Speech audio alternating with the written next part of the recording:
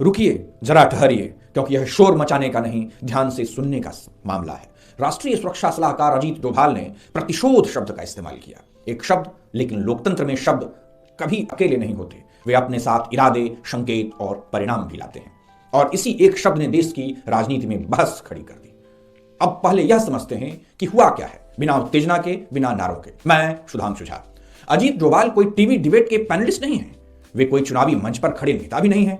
वे उस स्थान का हिस्सा हैं जो आमतौर पर बोलती नहीं, सिर्फ काम करती है। जब व्यक्ति सार्वजनिक मंच से कहता है कि भारत पर हमला हुआ तो सिर्फ जवाब नहीं मिलेगा, प्रतिशोध मिलेगा, तो सवाल उठना स्वाभाविक है, क्योंकि यह सिर्फ एक वाक्य नहीं है, यह राज्य की सोच का सार्वजनिक प्रदर्शन है। अब जरा पीछे चलते हैं।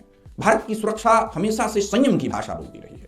संयम मतलब कम शब्द, ज्यादा रणनीति, कम बयान, ज्यादा संकेत। कार्रवाइयां हुई लेकिन प्रेस रिलीज में नहीं बदलती, संदेश दिए गए लेकिन उन्हें पोस्टर नहीं बनाया गया। पिछले कुछ वर्षों में यह भाषा बदली है।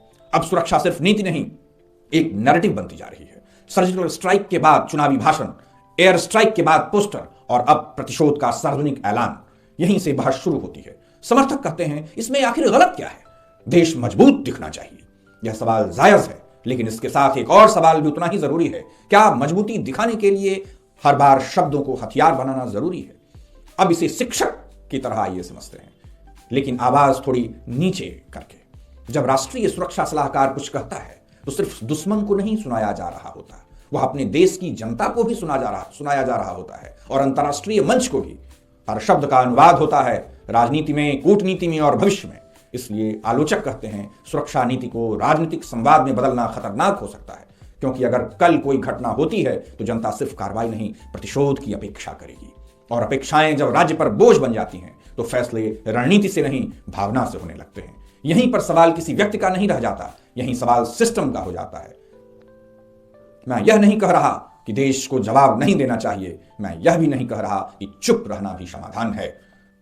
मैं सिर्फ यह पूछ रहा हूं, क्या राष्ट्रीय सुरक्षा को स्थानीय राजनीतिक भाषा बना देना चाहिए?